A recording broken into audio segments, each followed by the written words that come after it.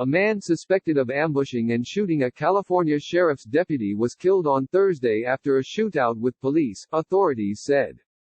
3 officers suffered non-life-threatening injuries on Thursday afternoon, a day after the alleged ambush in Paso Robles.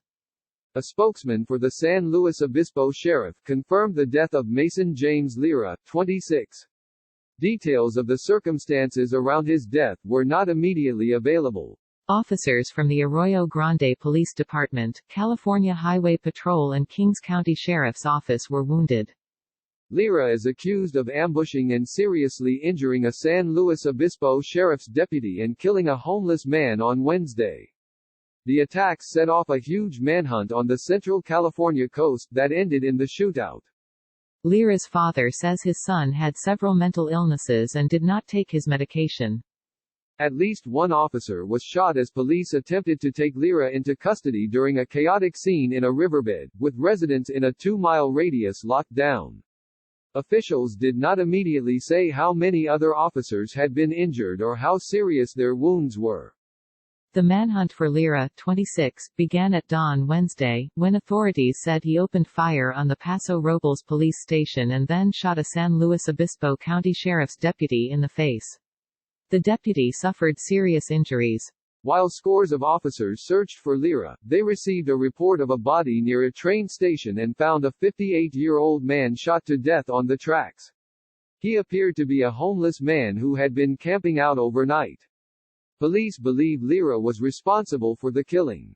Jose Lira said his son had been diagnosed with schizophrenia, Asperger's syndrome and attention deficit hyperactivity disorder.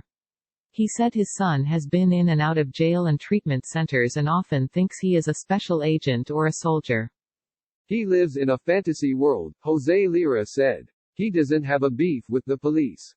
Police say Lira opened fire on the police station around 4 a.m. Wednesday.